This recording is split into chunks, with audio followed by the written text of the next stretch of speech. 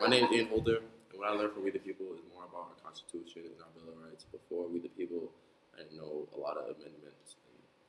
One of the hardest parts about the competition was getting a question that you had absolutely no idea about and having to find information in a short amount of time. Equal opportunities in the court of law and equal access to justice. Much like in the Sixth Amendment, it states that in all criminal prosecutions, the accused shall enjoy the right to a speedy and public trial. So you all talked about how juries prevent the national government from getting into small trials, but how do you prevent a jury from being biased? For example, like in Ukraine, the mob rule juries they're going on there. Framers intended was they put those protections in things such as the Sixth Amendment when they required that only protections are impartial jury and speedy and public trial, so as to allow for the citizens to be able to sit in and see and witness the things that's going on, so that if a person's power or protections was taken away and violated, and the jury was unjustified in their decision, then somehow the people could speak up, and that it could be publicized so that there could be a reaction from. I think you guys have a really good start. And I was really excited when you read that question because I remember a lot of our essays had a lot of evidence for that in there. So I was like, oh my God, I hope you guys use it. So even though you guys are missing a piece, I think you guys sound like you guys know what's in there. And, it's good information and good evidence. And then I think even though you guys weren't confident in answering your follow-up questions, but you knew what you were talking about. And you have stuff in the back of your head. And it's when you started saying something really good and then you just kind of got tripped up a little bit.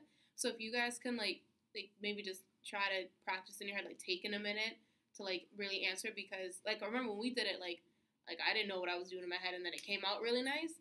That's what you guys you guys have awesome ideas and really great evidence. You just have to take a minute and breathe, because I think you guys were just nervous. But what you said was really good, and even if you were BSing, if you just said that without your hands like this and doing what you were doing, the judges wouldn't know, they would just be oh, this is a really smart answer. I really liked yours. You guys did good, better than what you guys thought you were going to do. I actually learned something from yours, the aid joigneur or whatever, how you pronounce it. Oh, that boy dare thing? Yeah. Yeah. I didn't know what that was before. And you guys, on your follow-up questions, you guys did really good, especially for the two of you, because you guys had it split in half instead of splitting it. Christian talked a little bit more, but that was okay because Antonio still talked, and you guys brought in a lot of outside evidence with the Ferguson trials and all that. And you brought up a lot of concepts, and as everybody else said, you brought in great ideas. The Magna Carta was a blueprint for the idea of rule of law because it provides a basis for the idea of a higher law, and it helped to mold the creation of the Constitution, partly due to the principles established earlier in the Magna Carta. Why was it constitutional for Lincoln to suspend habeas corpus? I think in the time of war, when presidents, they have that executive power to make very quick decisions in terms of war. So I think that it was appropriate for him to do that, although some people can argue that it is constitutional because it's giving him too much power and it's too close to tyranny. I actually disagree. I think that it was unconstitutional for him to do that because he was violating the First Amendment, which gives the right to freedom of speech. And I think that where people say that in times of war you're allowed to do that, I think that's a certain interpretation of the Constitution, not something that's specifically outlined. And to add on, if I agree with Anise, because if we said that this was constitutional, then how do we know what isn't constitutional? If they can do that, then how what is the line that just because it's war, Since the creation of the Constitution, presidential power has grown because the needs and demands of the federal government are continuously increasing. President Bush once asserted, "I am the commander. I do not need to explain why I say things. That is the interesting thing about being president." However, that is just untrue. The president may not and should not act unilaterally because it is a total violation of the principle of separation of powers. The idea of signing statements are not a violation of powers of the principle of separation of powers because they do not give the president any additional powers.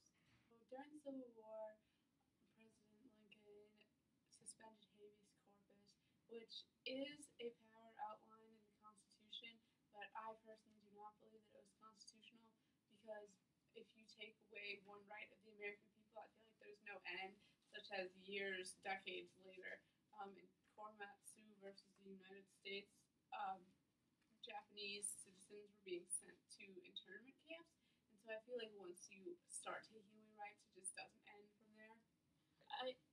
I disagree with Kelsey because in as you said, Article 1, Section 9 of the Constitution states that president during a time of war and rebellion are allowed to suspend habeas corpus, and it was only temporary. The president was upholding the Constitution because he was attempting to prevent the country from breaking apart because of a rebellion. I would also like to back up my colleague Rebecca and believing that the South was being rowdy and that you shouldn't allow them to destroy the nation by rebelling. It wasn't a good cause. Furthermore, that government should have the power to suspend people's rights like they did with the Alien Sedition Acts in times of crises. 1798, we could have gone to war with France if the people kept on crying out against how bad the quasi-war was going on. And allowing the president the right to suspend habeas corpus and all these other rights is a good thing for our security while it does take away our safety. I disagree with them. I agree with Kelsey because although it says it in the Constitution, it wasn't his means of doing it wasn't really justified, which is why it was a violation of his separation of powers. Because, like as Americans, we created the Declaration, and we have the freedom to do and rebel. So doing that just countered our rights. So, what were your guys' favorite parts about We the People? Getting through it.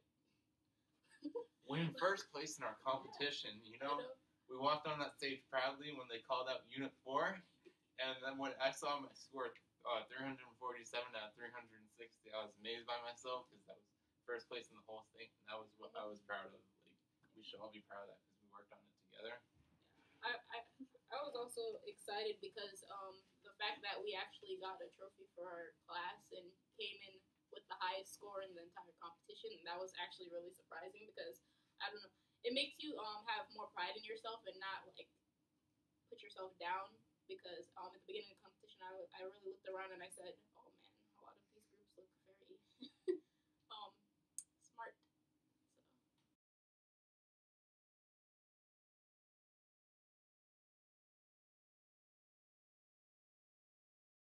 So thank you, Ms. Honeywood, and thank you guys for watching this video.